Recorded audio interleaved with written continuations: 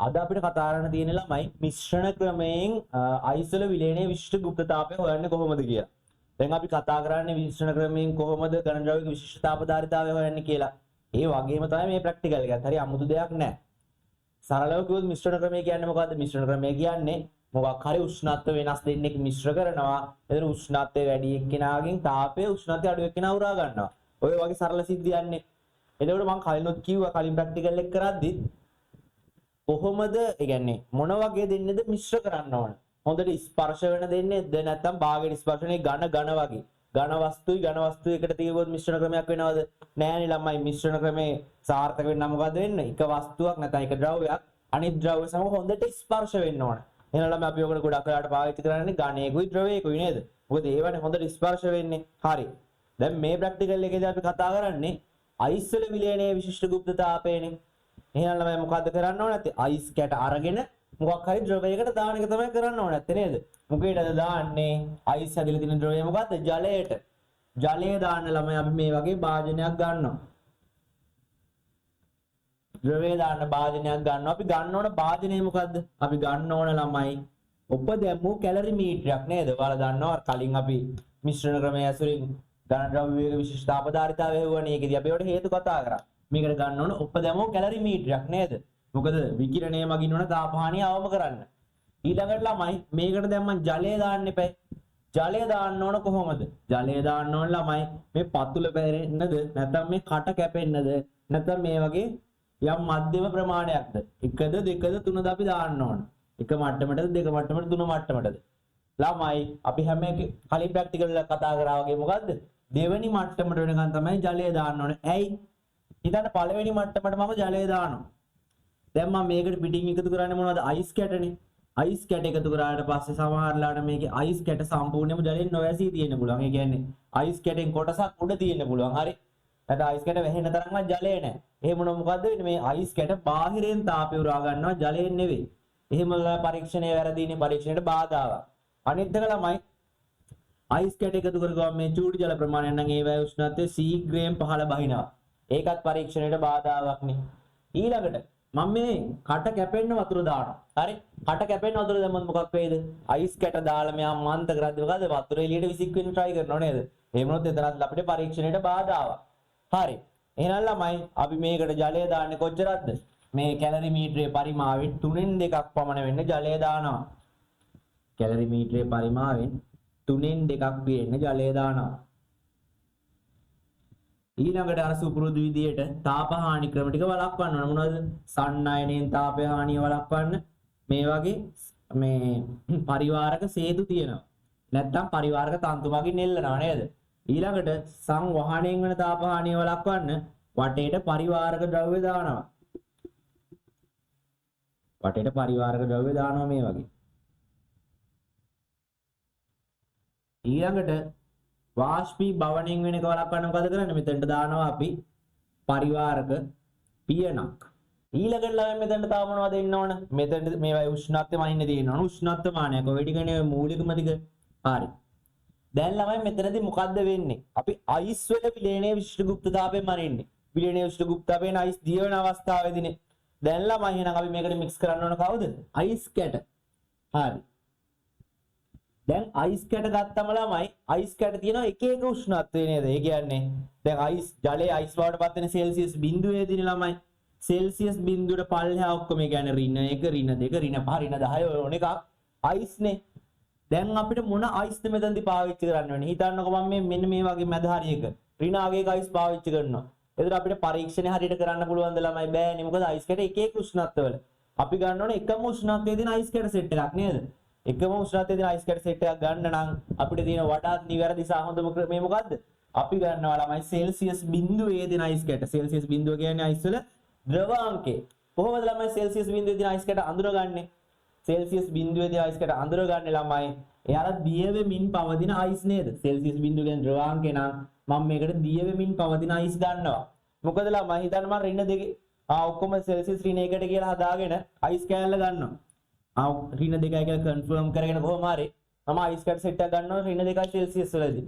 හැබැයි ළමයි ඔයාලා දන්නවා ඍණ 2යි සෙල්සියස් වල තිබ්බට මෙයා එළියට ගත්ත ගමන් බාහිරෙන් තාපය උරාගෙන යාගේ උෂ්ණත්වය වෙනස් වෙනවා නේද? හැබැයි මේ සෙල්සියස් බිඳුව කියන්නේ මොකද්ද? මෙයාගේ ද්‍රවාංකේ. ද්‍රවාංකේ තියෙන එක්කෙනෙක් ළමයි සම්පූර්ණයෙන් දිය වෙලා ඉවරනකම් එයාගේ උෂ්ණත්වය වෙනස් වෙනවද? නැහැ. ද්‍රවාංකේ තියෙන කට්ටිය ළමයි මේ සම්පූර්ණ ඝන අවස්ථාවේ ඉඳන් ද්‍රව අවස්ථාවට පත් වෙනකම් උෂ්ණත්වය වෙනස් වෙන්නේ නැහැ. ඔයාලන ද්‍රවාංක තාපාංක වල අවස්ථා විපර්යාස සිද්ධ වෙනකම් උෂ්ණත්වය එකම අගයක්. ඒ හින්දා ළමයි මේ අනිත් උෂ්ණත්වවල වගේ උෂ්ණත්වය වෙනස් වෙන්නේ නැහැ. මොකද මෙයාගේ බාහිරින් ලබා ගන්න තාපයක් ගන්නවා නම් එයා මොකද වෙන්නේ? අයිස් දිය වෙන තමයි පාවිච්චි වෙන්නේ. උෂ්ණත්වය වෙනස් වෙන පාවිච්චි වෙන්නේ නැහැ. එහෙනම් ළමයි අපි සෙල්සියස් බිඳුවේ අයිස් ගන්නවා මොකටද? උෂ්ණත්වය නොවෙනස් වෙන හින්දායි. අපිට ඒක කන්ෆර්ම් කරගන්න පුළුවන් මොකක් මගින්ද?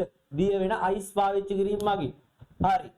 දැන් ළමයි මම මේකට දිය වෙන අයිස් කෑල්ලක් දානවා. දිය වෙන අයිස් කියන්නේ මේ වටේ ජලය තියෙනවනේ තැම්පත් වෙලා. හරි.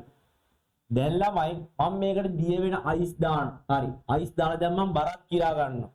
දැන් අයිස් වල අවසාන බරත් හොයාගත්තම දැන් ළමයි මට ඇත්තටම අයිස් වල බර කියලා වෙලා තියෙන අයිස් වල බරද?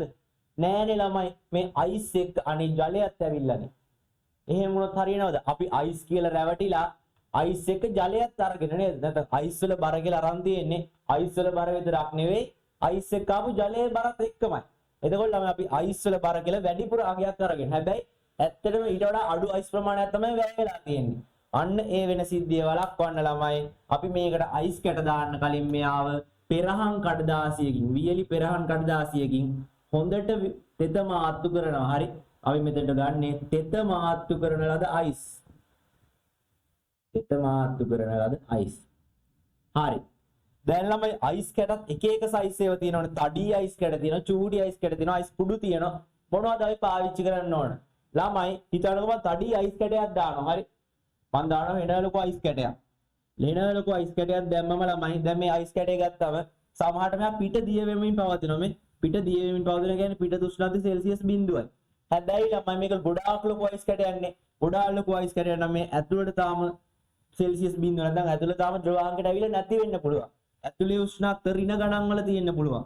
එහෙම ළමයි අයිස් කැටේ දෝෂයක්නේ. අපිට ඒක ගන්න බෑ. මොකද අපි සෙල්සියස් බිඳුව කියලා සලකන්නේ අයිස් කැටේම. හැබැයි අයිස් කැටේ අභ්‍යන්තරයේ උෂ්ණත්වය ඍණ ගණන් වෙන්න පුළුවන්. ඒතර ඒකත් දෝෂයක්. අනිත් දේ තමයි ළමයි මේ වගේ අයිස් කැටයක් මේකට දැම්ම කොහොම හරි. හරි. දැම්මට පස්සේ මොකද වෙන්නේ? මේ ද්‍රවයේ උෂ්ණත්වයට පාලනය කරගන්න බැරි විදිහට අඩු වෙනවා. මොකද මේකේ විශාල තාපයක් මෙතනින් උරා ගන්නවනේ මේ අයිස් කැටේ ලොකු වෙන තරමට. ඒ වුණාම මේ ද්‍රවයේ උෂ්ණත්වයට පාලනයකින් තොරව පල්ලෙහාට එම්බ බලා ගන්න පුළුවන්. ඒතරත් ඒක පරීක්ෂණයට ලොකු බාධාවක්. ඒ හින්දා මම අපි විශාල අයිස් කැට පාවිච්චි කරන්නේ නැහැ. ඊළඟට මම අයිස් කුඩු පාවිච්චි කරොත්. අයිස් කැට කුඩු කරලා. දැන් ළමයා කුඩු කරලා පාවිච්චි කරාම මොකද්ද වෙන්නේ? ඔයාලට ඉතින් තේරෙනවා අයිස් කැටයක් කුඩු කරද්දී ඒව ද්‍රව වෙන්න බලන chance එක වැඩි. මොකද ඒකයි පෘෂ්ඨ වර්ගඵලය වැඩි. හොඳට තාපය උරාගෙන ඉක්මනට ද්‍රව වෙනවා. එහෙම වුණොත් ළමයි අපිට පරීක්ෂණයට ලොකු බාධාවක් වෙනවා. ඒ හින්දා ඒව හරියන්නේ නැහැ. ඒ හින්දා අපි ගන්න කුඩා සාමාන්‍ය ප්‍රමාණයේ අයිස් කැට. හරි. කුඩා අයිස් කැට තමයි ගන්නෙ. කුඩා අයිස් කැට දැන් මම මෙයාට දානවා ළමයි. හරි. ඔන්න මම මෙයාට දානවා. මෙයාට දැම්මට පස්සේ ළමයි මොකද්ද වෙන්නේ? ඔයාලා දන්නවා අයිස් වල ඝනත්වය ජලයේ අතර අඩු හින්දා මෙයා මොකද්ද වෙන්නේ? ජලයේ පාවෙනවා. දැන් ළමයි ජලයේ පාවෙනවා කියන්නේ මොකද්ද? මෙයා තාපය උරාගන්නේ ජලයෙන් විතරක් නෙවෙයි බාහිර පරිසරයෙන්ොත් මෙන්න මෙයා තාපය උරා ගන්නවා. ඒකල පරීක්ෂණයට හොඳයිද ළමයි? නෑනේ. මොකද අපි මිශ්‍ර කරන්නේ වතුරයි අයිසුයි. ඒතර අයිස් තාපය උරා ගන්නව කාගෙන් විතරද? වතුරෙන් විතරයි. හරි මේ පද්ධතියෙන් විතරයි. එහෙම නැත්නම් බාහිර වායු ගෝලයෙන් තාපය ගන්නවා කියන්නේ පරීක්ෂණයේ වැරදි නේද? පරීක්ෂණයට බාධාවක්. එහෙනම් ළමයි අපි මෙන්න මේ අයිස් කැට පාවෙන එක නතර කරන්න ඕන. පාවෙන එක නතර කරන්න කියලා අපිට මෙයා ඝනත්වය වැඩි කරන්න එහෙම මොනවද කරන්න බෑනේ. එහෙනම් අපි මොකද්ද කරන්න ඕන? අපි කරන්නේ ළමයි මෙයාව කොහොම හරි මේ පතුලට තියලා තද කරගෙන තියා ගන්න ඕනේ. අන්න ඕක සඳහා මම පාවිච්චි කරන ළමයි විශේෂ උපකරණයක් දැල් ගොටු මන්දය කියලා එකක්. දැල් ගොටු මන්දය කියන්නේ ළමයි මන්දෙට මේ වගේ ගොට්ටක් සෙට් කරලා තියෙන්නේ. හරි. සාමාන්‍ය මන්දයකට වගේ මේ වගේ ගොට්ටක් සෙට් කරපු මන්දයක් තමයි අපි දැල් ගොටු මන්දයක් කියන්නේ. මේකෙන් වෙන්නේ ළමයි අයිස් කැට තියෙන්නේ. අයිස් කැටේ මෙන්න මේ ගොට්ට ඇතුලේ හිර කරලා තියා ගන්නවා. හිර කරලා තියාගෙන මෙයා පතුලට ගෙනිහින් තියාගෙන තියෙනවා. තේරුණේ මං කියන එක? දැන් මන්තේ මෙහෙම දැම්මා. අයිස් කැට තියෙන්නේ මෙන්න මේක ඇතුලේ හිර වෙලා. එතකොට එයාට උඩට යන්න බෑනේ. ඒතර අයිස් කැට සම්පූර්ණයෙන්ම තියෙන්නේ ජලය තුල. අයිස් කැට සම්පූර්ණයෙන්ම ජලය තුල තියෙනකොට ළමයි අයිස් කැට වලට බාහිරින් තාපය ලබා ගන්න පුළුවන්ද? බාහිරින් තාපය ලබා ගන්න බෑ. ඒ හින්දා එතන බාහිරින් තාපය ලබා ගැනීමේදී සිද්ධ වෙන දෝෂයක් අවම වෙනවා. දැන් මෙහෙම හිතන්න. දැන් මේ විදිහට කොච්චර තාපය හානි වෙන ක්‍රම නැවැත්තුවත් ළමයි කොහෙන් හරි එකෙක් ඉන්නෝනේ වැඩේ කරන. ඒ කියන්නේ දැන් මම මෙයාගේ තාපය බාහිරින් උරා ගන්න ඒවා බාහිරට තාප පිට වෙන ඒවා නතර කරන්න. මෙයාව දැන් මේ සන්නයනෙන් වළක්වන්න මේ වගේ පරිවාරක සේතු දැම්ම නැත්නම් පරිවාරක තන්තු මගින් නෙල්ලුවා. ඊට පස්සේ මෙතන මේ වගේ පරිවාරක පියන් සෙට් කරා. ඊට පස්සේ පරිවාරක ද්‍රව්‍ය වටේට දැම්මා. මොනව කරත් ළමයි කොහෙන් හරි එකෙක් ඉන්නෝනේ ඔය වැඩේ කරන. ඒ කියන්නේ කොහෙන් හරි තාපය හානි වෙන්න පුළුවන්. ඔන්න ඕක වළක්ව ගන්න ළමයි මම මොකද්ද කරන්නේ? දැන් මේ පරීක්ෂණයේ සරලව කියන්නේ මොකද්ද? උෂ්ණත්වය වැඩි තැන ඉඳන් ද්‍රව්‍ය උෂ්ණත්වය අඩු වෙනවා නේද? එහෙනම් ළමයි මම මේකෙදි කරන්නේ අර තාප හානි නැත්නම් තාප හානි පූර්ණේ කරනවා. කොහොමද කරන්නේ? අපි කලින් එකේ කරා. මොකේද? අර ඝන ද්‍රව්‍යයක විශිෂ්ට තාප ධාරිතාවය වෙනවා. ඒකෙදි කරේ මේ ද්‍රව්‍ය උෂ්ණත්වය ආරම්භක උෂ්ණ මේ පරිසර උෂ්ණත්වයට අංශ කිහිපයක් අඩු කරලා ඒ අංශ කිහිපයට සමාන අංශ ප්‍රමාණයක් වැඩි වෙනකම් ඒකට අර මේ ඊයම් මූ නිසන් දාපු එකනේ. මේකෙදි අපි කරන්නේ ළමයි මේකයි දැන් අයිස් දැම්මට පස්සේ උෂ්ණත්වය අඩු වෙනවනේ. එහෙනම් ළමයි උෂ්ණත්වය අඩු වෙනවා කියන්නේ මොකද්ද? පරිසරයෙන් තාපේ උරා ගන්න බලනවනේ මෙයා. එහෙනම් ළමයි හිතන්නකෝ අයිස් කැට දැම්මට පස්සේ මෙයා කිව් තාප ප්‍රමාණයක් උරා ගන්නවා කියලා. එහෙනම් ළමයි අපි මොකද්ද කරන්න ඕනේ? ඒක පූර්ණේ කරන්න. නැත්නම් ඒ හානිය නැති කරන්න අපි කරන්න ඕන මෙයා කිව් තාප ප්‍රමාණයක් උරා ගන්නවා නම් අපි කිව් තාප ප්‍රමාණයක් බැහැර කරා නම් හරි නේද? එහෙනම් ළමයි මම මොකද්ද කරන්නේ? මේ පරීක්ෂණය සාමාන්‍ය කාමර උෂ්ණත්වයට වඩා අංශක කිහිපයක් වැඩිපුර පටන් ගන්නවා. මේක කාමර උෂ්ණත්වය නම් ළමයි මම කාමර උෂ්ණත්වයට වඩා අංශක 5ක් පමණ සෙල්සියස් 5ක් පමණ වැඩි උෂ්ණත්වයක් දක්වා මේ ද්‍රව්‍ය ගේනවා ආරම්භය. හරි. ඊට පස්සේ අවසාන උෂ්ණත්වය කාමර උෂ්ණත්වයට වඩා සෙල්සියස් 5ක් අඩු වෙනකන් අයිස් කැට යොදනවා. මොකද්ද කරේ? කාමර උෂ්ණත්වයට අංශ 5ක් පමණ වැඩි උෂ්ණත්වය වෙනකන් ආරම්භ ද්‍රව්‍ය රත් කරනවා. එතනින් පස්සේ ළමයි අයිස් එකතු කරන්න පටන් ගන්නවා. අයිස් එකතු කරලා මොකද්ද කරන්නේ? කාමර උෂ්ණත්වයට අංශක 5ක් සෙල්සියස් 5ක් අඩු වෙනකම් මොකද්ද කරන්නේ? අයිස් කැට එකතු කරනවා. අයිස් කැට එකතු කරලා ළමයි කාමර උෂ්ණත්වයට උෂ්ණත්වය අංශ සෙල්සියස් 5ක් අඩු වෙන ගමන් අයිස් කැට එකතු කරන එක නවත්තලා මෙයා හොඳට මන්ත කරලා මම අවසාන සමතුලිත මොන උෂ්ණත්වද? අවම උෂ්ණත්වය සටහන් කර ගන්නවා. මේ කාමර උෂ්ණත්වයට සෙල්සියස් 5ක් අඩු වෙනකන් අයිස් කැට එකතු කරනවා. ඊට පස්සේ අයිස් කැට එකතු කරන එක නවත්තනවා. ඊට පස්සේ හොඳට මේ දැල්ගොටු මන්තේ මන්තනය කරලා මොකද්ද සටහන් කරගන්නේ? තියෙන්න පුළුවන් අවසාන සමතුලිත මොන උෂ්ණත්වයද? අවම උෂ්ණත්වය සටහන් කර ගන්නවා. හරි. අවම උෂ්ණත්වය සටහන් කර ගන්නවා. ඔන්න ඕක තමයි සරලව මේ පරීක්ෂණයේදී කරන්නේ. එහෙනම් ළමයි ඔය ටික කරන්න මම පාඨාංක කීපයක් ගන්න බෑ නේද? මොනවද මේ මම ගන්න ඕන පාඨාංක ටිකක් ළමයි අර අපි කලින් ඝන ද්‍රව්‍ය විශිෂ්ට තාප ධාරිතාවය හේව්වේ. අන්න ඒකේ ගත්ත පාඨාංක වගේම තමයි. මුලින්ම මොකද්ද ගන්න ඕන? 30 කැලරි මීටරේ ස්කන්ධය ධන 30 කැලරි මීටරේ 30 කැලරි මීටරේ ස්කන්ධය ධන මන්තයේ ස්කන්ධය. හරි. 30 කැලරි මීටරේ ස්කන්ධය ධන මන්තයේ ස්කන්ධය මම ඒක ගන්නවා M1 කියලා. ඊළඟට ළමයි 3න් 2ක් පමණ ජලය පුරවුවාට පස්සේ කැලරි මීටරේ ස්කන්ධය නේද? 3න් 2ක් ජලය පුරවලා ජලය පුරවා කැලරි මීටරේ ස්කන්ධය M2යි. ඊළඟට ළමයි ආරම්භක උෂ්ණත්වය සටහන් කර ගන්න ඕන. ආරම්භක උෂ්ණත්වය කියලා අපි ගන්නෙ මොකද්ද ළමයි? ආරම්භක උෂ්ණත්වය කියලා ගන්නෙ පරිසර උෂ්ණත්වයට වඩා අංශක සෙල්සියස් 5ක් පමණ වැඩි එකක්. හරි. පරිසර උෂ්ණත්වයට වඩා සෙල්සියස් 5ක් පමණ වැඩි එකක්. හරි. මම එයාව ගන්නවා θ1 කියලා. දැන් ළමයි මේ වැඩි කරන ප්‍රමාණය කොහොමද අපි හිතාගන්නේ? මම කලින් ප්‍රැක්ටිකල් එකෙත් කිව්වා. කොච්චර අඩු කරනවද කියලා හිතාගන්නේ කොහොමද කියලා. දැන් ළමයි හිතන්නකො මෙහෙම කාමර උෂ්ණත්වය සෙල්සියස් 30යි. 30 වෙච්ච දවසක තුෂාර අංකය තියෙනවා සෙල්සියස් 24යි. දැන් ළමයි මම 5යි කිය ඉඳලා සෙල්සියස් 5 වෙනකම් මෙහා ආරම්භය වැඩි කරනවා. හරි. සෙල්සියස් 35යි. ඊළඟට ළමයි පරීක්ෂණය කරනවා කොහොමද? තුෂාර අංක සෙල්සියස් 25 කියලා හිතන්න. තුෂාර අංක සෙල්සියස් 25යි. දැන් මම 35 වෙනකම් වැඩි කරා. දැන් 5ක් වැඩි කරන්න අනිවාර්යයෙන් 5ක් අඩු කරන්නත් එපා. එහෙනම් ළමයි මම අයිස් කැට යොදලා මේක අඩු කරනවා සෙල්සියස් 5ක් වෙනවා. ඒ කියන්නේ සෙල්සියස් 25 වෙනකම්. අඩු කරාම මොකද්ද වෙන්නේ ළමයි? අයිස් කැට යොදාදී මම තුෂාර අංකයට එනවා. තුෂාර අංකයට ඇවිල්ලා මෙයා මෙන්න මේකේ තුෂාර තැම්පත් වීම සිද්ධ වෙනවා. එහෙම වුණ ගමන් ළමයි මොකද්ද වෙන්නේ? පාඨාංක ඔක්කොම වරදිනවා. එහෙනම් ළමයි අපි කොච්චර අංශක කොච්චර සෙල්සියස් ප්‍රමාණයක් වැඩි කරනවද කියලා තීරණය කරන්නේ කොහොමද? අපි බලන්න ඕන පරිසර උෂ්ණත්වය ඉඳන් තුෂාරාංකයට කොච්චර පරතරයක් තියෙනවද? හිතන්න තුෂාරාංකයට තියෙන සෙල්සියස් භාග පරතරයක් කියලා. එහෙනම් අපි සෙල්සියස් 4ක පරතරයක් ඉන්න විදිහට උෂ්ණත්වය වැඩි කරනවා. කියන්නේ 35ට වැඩි කරන්නේ 34ට වැඩි කරනවා. කොහොම හරි අවසාන උෂ්ණත්වය තුෂාරාංකයට වඩා වැඩි උෂ්ණත්වයක් වෙන විදිහට තමයි පරීක්ෂණය සිද්ධ කරන්නේ. හරි නේද? දැන් ආරම්භක උෂ්ණත්වය සටහන් කරගත්තා. ඊළඟට මොකක්ද අපි ගන්න පාඨාංකය ළමයි? අවසාන මොන උෂ්ණත්වයද? අවසාන සමතුලිත අවම උෂ්ණත්වය. හරි. අවසාන සමතුලිත අවම උෂ්ණත්වය තමයි මම ගන්නෙ. අවසාන සමතුලිත අවම උෂ්ණත්වය.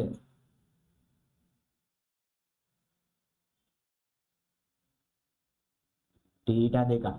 ඊළඟට තමයි අවසාන පාඨාංග විදිහට ගන්නවා. අයිස් කැට එකතු කළාට පස්සේ මිශ්‍රණයේ මුළු ස්කන්ධය. මිශ්‍රණයේ මුළු ස්කන්ධය. මෙයා M3 කියලා ගන්නවා. දැන් ළමයි මේකේ ගණනය කිරීම කරන්නේ කොහොමද? මේකේ ගණනය කිරීම කරන්නේ හරි ලේසි. මොනවද? දැන් ළමයි අයිස් කැට දැම්මම මොකද්ද වෙන්නේ? අයිස් කැට දැම්මම සෙල්සියස් බිඳුවේ තියෙන අයිස් මේ ජලයේ තියෙන තාපය උරාගෙන එයා දිය වෙනවා. දිය වුණා විතරක්ද ළමයි? දිය වෙලා නතර වෙනවා නම් මේ ජලය සෙල්සියස් බිඳුවට එන්න එපා. එහෙම නෑනේ. ජලයේ උෂ්ණත්වය මං කිව්වා කාමර උෂ්ණත්වය අංශක 5ක් සෙල්සියස් 5ක් අඩුයි. කියන්නේ සෙල්සියස් 25 නේ ජලයේ තියෙන්නේ. එහෙනම් ළමයි මේ අයිස් කැට දියවීමෙන් සෑදෙන ජලයත් මොකද්ද වෙන්න ඕන? සෙල්සියස් බිඳුවේ ඉඳන් සෙල්සියස් 25 වෙනකන් එන්න ඕන. එහෙනම් මට කියන්න පුළුවන් ළමයි මේ අවස්ථාවේදී මොකද්ද? මේ ජලයේ පිට කළ තාපය සමානයි අයිස් කැට දියවීමට උරාගත් තාපය සහ අයිස් කැට දියවීමෙන් සෑදුණු ජලය සෙල්සියස් 25 දක්වා වැඩි වෙන්න වුණ තාපයට නේද? එහෙනම් මට කියන්න පුළුවන් ළමයි මෙහෙම අයිස් කැට දියවීමට උරාගත් තාපය අයිස් කැට දියවීම ප්ලස් දියවීමෙන් සෑදුණු ජලයේ උෂ්ණත්වය වැඩිවීම. දියවීමෙන් සෑදුණු ජලයේ උෂ්ණත්වය වැඩිවීම. උෂ්ණත්වය වැඩිවීම සමාන වෙනවා මොකටද ළමයි? ජලයේ පිටකල ජලය සහ කැලරිමීටරය පිටකල තාපය නේද? ජලය සහ කැලරිමීටරය පිටකල තාපය. එහෙනම් ළමයි අයිස් කැට දියවීමෙන් සෑදුණු තාපය කොහොමද ගන්නෙ? ml. අයිස් කැටවල ස්කන්ධය. අයිස් කැටවල ස්කන්ධය ගන්නෙ කොහොමද? දැන් ළමයි මිශ්‍රණයේ මුළු ස්කන්ධ m3යි නම් දැන් 3ෙන් 2 ජලයේ ප්‍රවාහය ස්කන්ධය m2යි නම් මට ගන්න පුළුවන් අයිස් කැටවල ස්කන්ධය කොහොමද? m3 ඍණ m2කින් නේද? m3 ඍණ m2කින්. හරි. m3 ඍණ m2 l තමයි අපි හොයන්න ඕන. අයිස් කැට දිය වුණාට පස්සේ හැදෙන්නේ මොනවද? ජලයනේ. එහෙනම් ජලයට අපි ජලයේ විශිෂ්ට අපදාරිතාවය දෙන්න ආදේශ කරාම හරි. එතකොට ඒ සෑදෙන ජලයේ ස්කන්ධයත් m3 ඍණ m2මයි. මොකද අයිස් ස්කන්ධෙමනේ අයිස් සෑදීමෙන් සෑදෙන ජලයේ ස්කන්ධයත් m3 ඍණ m2 ජලයේ විශිෂ්ට අපදාරිතාවය Cw කියලා ගන්නවා. එයාගේ එතකොට උෂ්ණත්ව පරතරය කොච්චරයිද? සෙල්සියස් බිඳුවේ ඉඳන් එයාගේ අවසාන අවම උෂ්ණත්වය වෙනකන්. ඒ කියන්නේ θ2 ඍණ බිඳුව. එහෙනම් මට θ2 ගෙන් ලියන්න පුළුවන්. θ2 සමානයි මොකටද ළමයි? ජලය සහ කැලරිමීටරය පිටකල තාපය. ජලය සහ කැලරිමීටරය පිටකල තාපය කියන්නේ ජලයේ ස්කන්ධය කොච්චරද? m2 ඍණ m1. m2 ඍණ m1 Cw. හරි. Cw ධන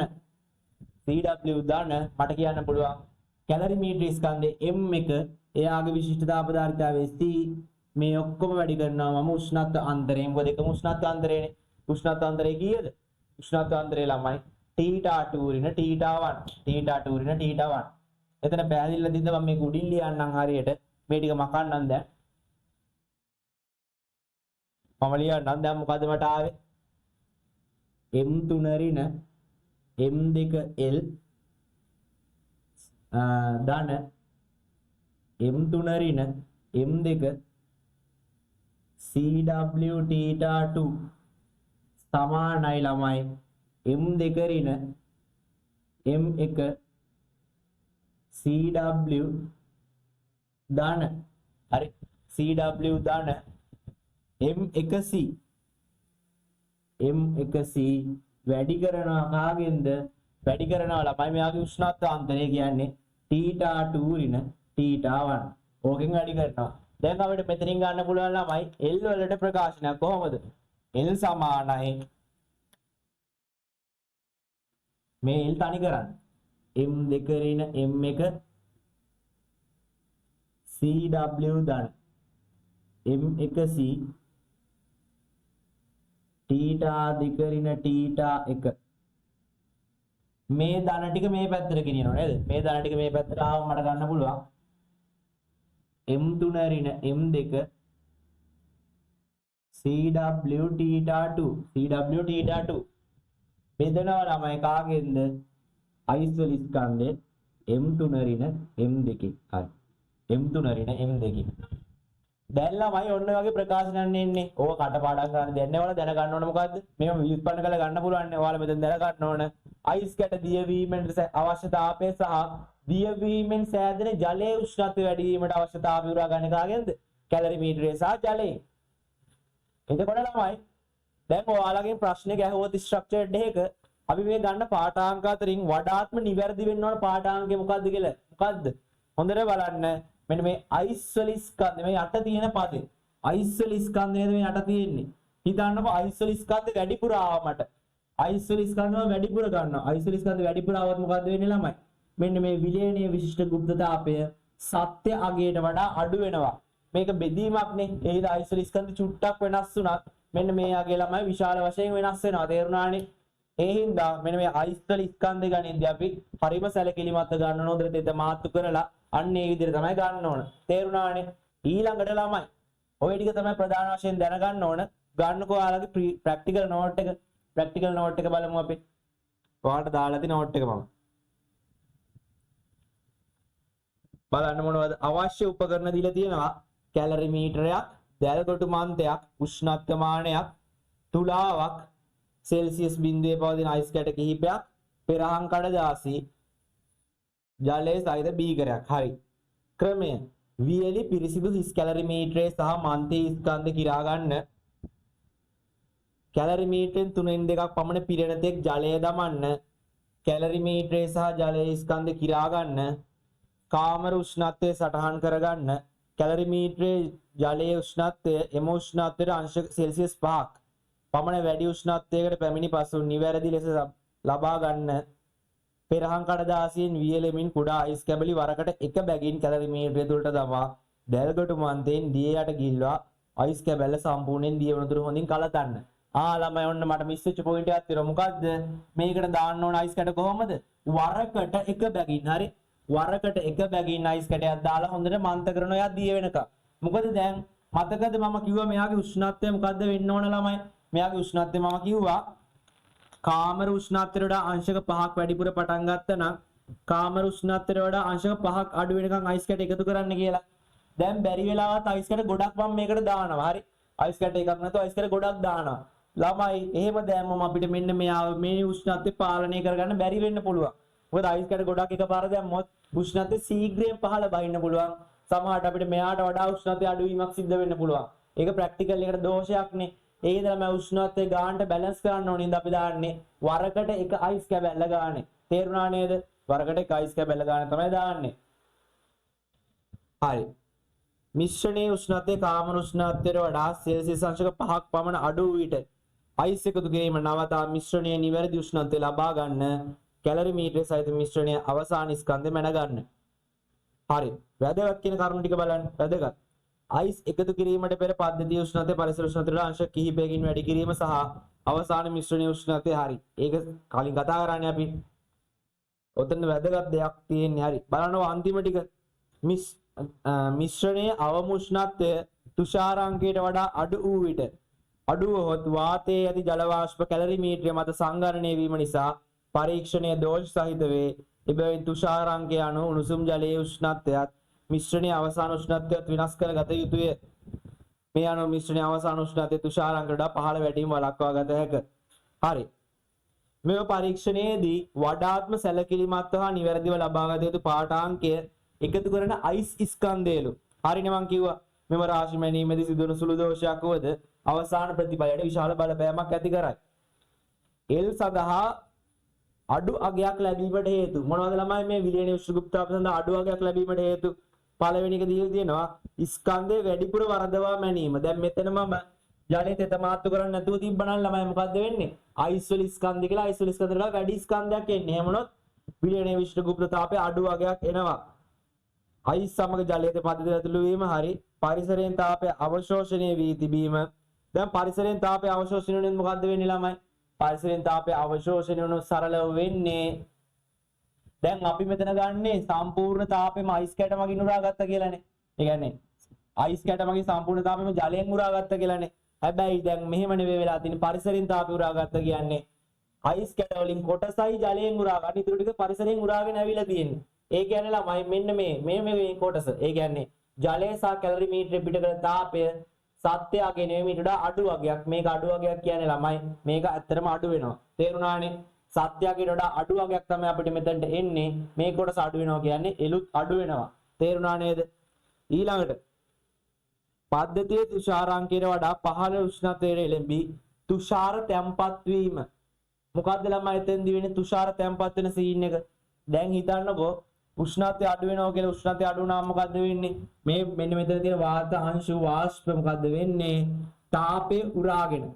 තාපේ පිට කරලා මෙන්න මේවයි තැම්පත් වෙන පිටත පෘෂ්ඨවල නේද? තාපේ පිට කරලා පිටත පෘෂ්ඨවල තැම්පත් වුණාම ළමයි මොකද්ද වෙන්නේ?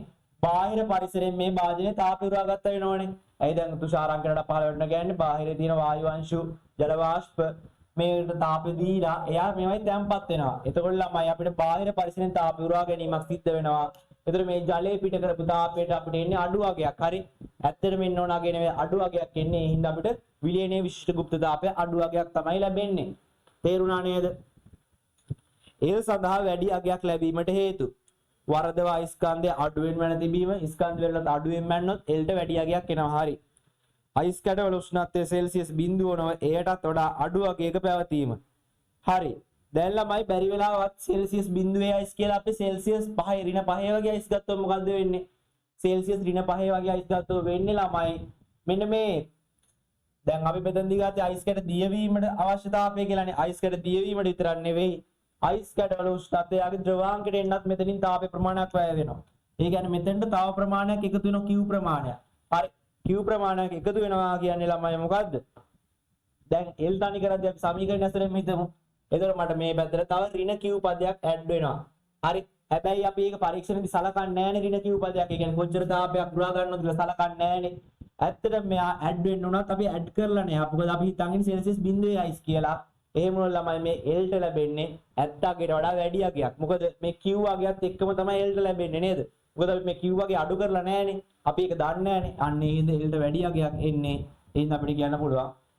සෙල්සියස් 0 වඩා උෂ්ණත්වය අඩු අයිස් කැට ගත්තත් L වල අගය වැඩි වෙනවා. හරි. මේ සමීකරණය ව්‍යුත්පන්න කරලා ඒ ඇසුරෙන් හිතන්න මේ වගේ එකක් ඇහුවොත්. හරි නේද?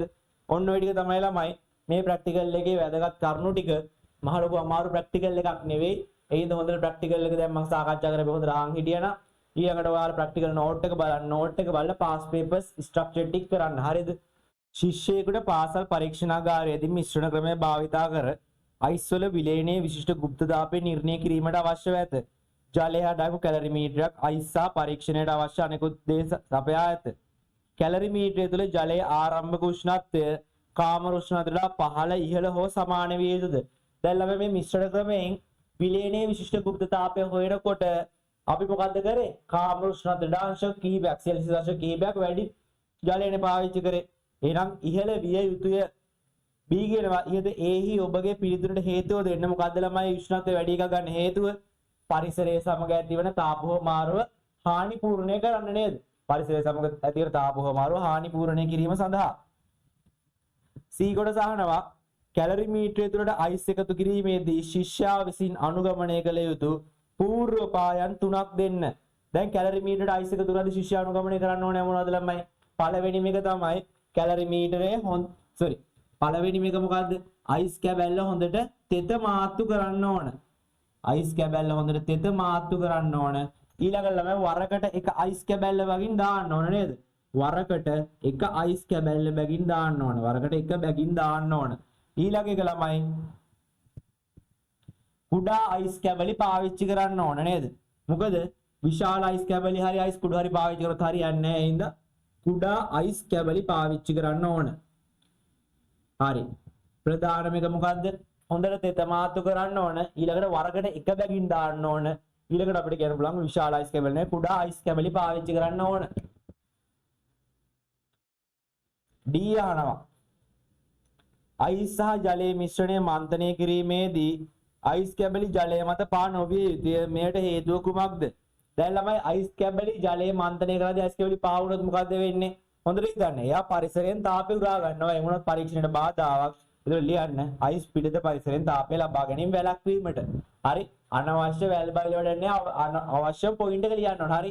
කෙටි උත්තරනේ අපි මේ ස්ට්‍රක්චර් එකේදී බලාපොරොත්තු වෙන්නේ. ඔයාලා දන්න ඔක්කොම ලියන්න අවශ්‍ය නැහැ. හරි පොයින්ට් එක ලියන්න. අවසාන උෂ්ණත්වය ලබා ගැනීමේදී ශිෂ්‍යයා අනුගමනය කළ යුතු පරීක්ෂණාත්මක අනුපිළිවෙල කුමක්ද? පරීක්ෂණාත්මක ක්‍රියාපිළිවෙල කුමක්ද? මොකක්ද ළමයි අවසාන උෂ්ණත්වය ලබා ගැනීමේදී කරන්න ඕන ක්‍රියාපිළිවෙල? මිශ්‍රණයේ උෂ්ණත්වයේ කාමරයේ උෂ්ණත්වයට අංශ සෙල්සියස් අංශක 5ක් අඩු වූ විට අයිස් එකතු කිරීම නවතා හොඳින් මන්ථනය කර මිශ්‍රණයේ අවම උෂ්ණත්වය ලබා ගන්න. මොකද්ද? දැන් අපි අංශ කිහිපයක් වැඩි කරානේ. කාමර උෂ්ණත්වයට එහෙනම් අන්නේ වැඩි කරපු සෙල්සියස් අංශක ප්‍රමාණයට සමාන ප්‍රමාණයක් උෂ්ණත්වය අඩු වෙනකන් අයිස් එකතු කරලා ඊට පස්සේ අයිස් එකතු කිරීම නවත්තලා මෙයා හොඳින් මන්ථනය කරන්න ඕන. F කොටස අහනවා පරීක්ෂණයේදී ශිෂ්‍යයා පහත් සඳහන් දත්ත අතරතුරු ලබාගත්තේ අයිස් වල විලයනයේ විශිෂ්ට ගුප්ත තාපය ගණනය කරන්න. කොහොමද ළමයි එතකොට ඒක කරන්න ඕන? අයිස් දියවීමට උරාගත්ත තාපය සහ දිය වූ අයිස් වල උෂ්ණත්වය වැඩි කරන්න උරාගත්ත තාපය සමාන වෙනවා ජලය සහ කැලරිමීටර පිට කරපු තාපය නේද? එහෙනම් මෙතන බලන්න මොනවද දිය තියෙන්නේ එතකොට? අයිස් දියවීමට උරාගත් තාපය. ඒක හොයන්න අයිස් වල ස්කන්ධය හොයා ගන්න ඕන. අයිස් වල ස්කන්ධය මෙතන දීලා තියෙන අයිස් වල ස්කන්ධ කීයද? අයිස් වල ස්කන්ධ ළමයි 11 ග්‍රෑම් නේ. එහෙනම් මට කියන්න බෑ 11 වැඩි කිරීම 10 කිලෝග්‍රෑම් වතාවක් L. ධන අයිස් දිය වුණ අයිස් වල උෂ්ණත්වය වැඩි වෙන්න. ඒ කියන්නේ දිය වුණ අයිස් වලින් සැදුන ජලයේ උෂ්ණත්වය වැඩි වෙන්න. ඒකේ ස්කන්ධයත් 11යිනේ. ඒතර 11 වැඩි කිරීම 10 එයාගේ විශිෂ්ටතාපධාරිතාවය ජලයේ විශිෂ්ටතාපධාරිතාවය මෙන්න කොච්චරද? 4 වැඩි කිරීම 10 වතාවක්. යාගේ උෂ්ණත්වය කීයද? සෙල්සියස් බිඳුවේ ඉඳන් අවසාන උෂ්ණත්වය සෙල්සියස් 25 වෙනකම් වැඩි වෙනවා. කියන්නේ 25 රින බිඳුව කියන්නේ 25. මෙයා සමාන වෙනවා ළමයි ජලයේ සහ කැලරිමීටර පිට කළ තාපය. ජලයේ ස්කන්ධ දීලා තියෙනවා CI ග්‍රෑම් නේද? ජලයේ ස්කන්ධය CI ග්‍රෑම්. එතකොට 100 වැඩි කිරීම 10 කිලෝග්‍රෑම්. එයාගේ විශිෂ්ටතාපධාරිතාවය 4 වැඩි කිරීම 10 නෙමෙයි 10 sorry 10 ඊළඟට එයාගේ උෂ්ණත්වාන්තරේ 35 කියන්නේ ළමයි 10යි. 10 ධන කැලරිමීටර පිට කරපු තාපේ කැලරිමීටර ස්කන්ධය කොච්චරද? කැලරිමීටර ස්කන්ධය කැලරිමීටර ස්කන්ධයක් අවශ්‍ය නැහැ. මොකද අපිට දීලා තියෙන්නේ මොකද්ද? කැලරිමීටර තාපධාරිතාවය කෙලින්ම දීලා තාපධාරිතාවය තියෙන ස්කන්ධය ඕනේ නැහැනේ. එහෙනම් මට ගන්න පුළුවන් 40 වැඩි කිරීම එයාගේ උෂ්ණත්වාන්තරය 10යි. මේක සුළු කරාම මට එනවා ළමයි L වලට අගයක් 3 වැඩි කිරීම 10 ජූල් කිලෝග්‍රෑමයට කියලා. හරි. 3 වැඩි කිරීම 10 ජූල් කිලෝග්‍රෑමයට. ඊළඟ කොටස අහනවා G කාමර උෂ්ණත්වය එමාගේම ඌද වෙනත් දිනයකදී ශිෂ්‍යයා මෙම උපකරණයම සහ ජල ප්‍රමාණයම භාවිතා කොට පරීක්ෂණය නැවත සිදු කළේය.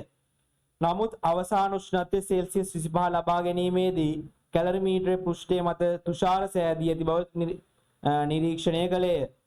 දිය වූ අයිස් ස්කන්ධයේ ග්‍රෑම් 18ක් වූ අතර කැලරිමීටරය මත සෑදුණු තුෂාරාංකවල ස්කන්ධය 0.86 ග්‍රෑම් වේ.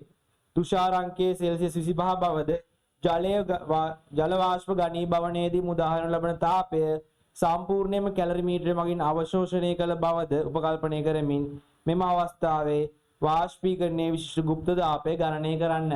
හරි ළමයි. කොහොමද ඒක හොයන්නේ? වාෂ්පීකරණයේ විශිෂ්ට ගුප්ත තාපය ගණනය කරන්න කියනවා. දැන් මේ පරිසර තත්ත්වම තියෙන දවසක හරි මේ පරිසර තත්ත්ව තියෙන දවසක මේ ජල ප්‍රමාණයම පාවිච්චි කරලා ළමයි කියනවා මොකද්ද? හරි. පරීක්ෂණය සිද්ධ කරනවලු නේද? දැන් මොකද මේ ජල ප්‍රමාණයම අරගෙන මේ පරිසර උෂ්ණත්වෙම තියෙන දවසක එයාගේ පරීක්ෂණ සිද්ධ කරාම ළමයි ග්‍රෑම් 18ක් ජලයේ අයිස් දිය වෙනවලු. ග්‍රෑම් 18ක් අයිස් දිය වෙනවලු. කලින් දවසෙත් මේ විදිහට ප්‍රැක්ටිකල් එක කරාම අයිස් දිය වෙන්නේ කොච්චරයිද? ග්‍රෑම් 11යි. දැන් ළමයි වැඩිපුර අයිස් ප්‍රමාණයක් දිය වෙලා. ඒකට හේතුව මොකද්ද? දැන් මෙයාගේ කලිනුත් උෂ්ණත්වය සෙල්සියස් 25 වෙනකන් අඩු කරේ. මෙතන සෙල්සියස් 25 වෙනකන් අඩු කරේ. හැබැයි කලින් සෙල්සියස් 25 වෙනකන් අඩු කරන්න කීයද වැය උනේ? 11 ග්‍රෑම්. දැන් ළමයි සෙල්සියස් 25 වෙනකන් මොකද්ද මේ වැය කරද්දී අඩු කරද්දී පිට වෙන තාපයෙන් කොච්චර දිය වෙලාද? 18යි ග්‍රෑම් දිය වෙලා. දැන් ළමයි ජලයේ උෂ්ණත්වය නම් එකම ජලය නම් එකම උෂ්ණත්වාන්තරය නම් ඔයාලා දන්න එයා පිට කරන තාප සමානයි. මොකද Q සමාන mc θනේ. ජලයේ විශිෂ්ට තාපධාරිතාව එකම ගියා. එකම ජල ප්‍රමාණය නම් ඒකත් එකයි. එකම උෂ්ණත්වාන්තරයත් ඒකම නම් ජලය මේ අවස්ථාවේ පිට කරන්නේ ළමයි මේ පළවෙනි F කොටසේ පිට කරපු තාපයම නේද? හැබැයි එතනින් කලින් මේ තාපයෙන් 11 ග්‍රෑම් දිය වුණාලු දැන් 18 ග්‍රෑම් දිය වෙලා. එහෙනම් ළමයි මේ ජලයෙන් තාපය අරගෙන නම් නෙවෙයි මේ 18 ග්‍රෑම්ම දිය වෙලා තියෙන්නේ නේද? මොකද ජලයෙන් දෙන තාපයෙන් දිය වෙන්න ප්‍රමාණවත් වෙන්නේ කීයක්ද? 11 ග්‍රෑම්. එතකොට මේ වැඩිපුර 7 ග්‍රෑම් ප්‍රමාණයක් දිය වෙලා. මේ 7 ග්‍රෑම් ප්‍රමාණය දිය වෙලා තියෙනතර මොකෙන්ද ළමයි? අන්න තුෂාර තැම්පත් වීමෙන් උරාගත් තාපයෙන්. හරි. මෙන්න මේ මෙන්න මේ 7 ග්‍රෑම් දිය වෙලා තියෙන මොකෙන්ද? අර තුෂාර තැම්පත් වීම මගින් උරාගත් තාපයෙන්. එහෙනම් මට කියන්න පුළුවන් ළමයි මේ විදියට 7 ග්‍රෑම් නේ දැන් ළමයි තුෂාර වගින් දිය වෙලා තියෙන්නේ. එතන මට කියන්න පුළුවන් තුෂාර කොච්චර තැම්පත් වෙලාද? 0.86. 0.86 ග්‍රෑම් කියන්නේ 0.86 වැඩි කිරීම 10 ඍණ 3 වැඩි කරන යාගේ වාෂ්පීකරණයේ විශිෂ්ට ගුප්තාපේ L ගෙන් සමානයි. අයිස් කොච්චර දියවද? 7 ග්‍රෑම් 7ක්. ඒ කියන්නේ 7 වැඩි කිරීම 10 ඍණ 3යි. එයාගේ L 3 වැඩි කිරීම 10 5 කියලා අපි හොයාගත්තා. ධන 7 වැඩි කිරීම 10 ඍණ 3ක අයිස් තියෙනවා. එයාගේ විශිෂ්ට තාපධාරිතාවයේ ජලයේ 4 වැඩි කිරීම 10 ඍණ 3යි. උෂ්ණත්වාන්තරයේ සෙල්සියස් 25යි. මේ ආසුරු කරාම මට එනවා ළමයි වාෂ්පීකරණයේ විශිෂ්ට ගුප්ත තාපයට 32.6 වැඩි කිරීම 10 5 ජූල් කිලෝග්‍රෑමයට කියලා. තේරුණා නේද ගන්න විදිය? හරි.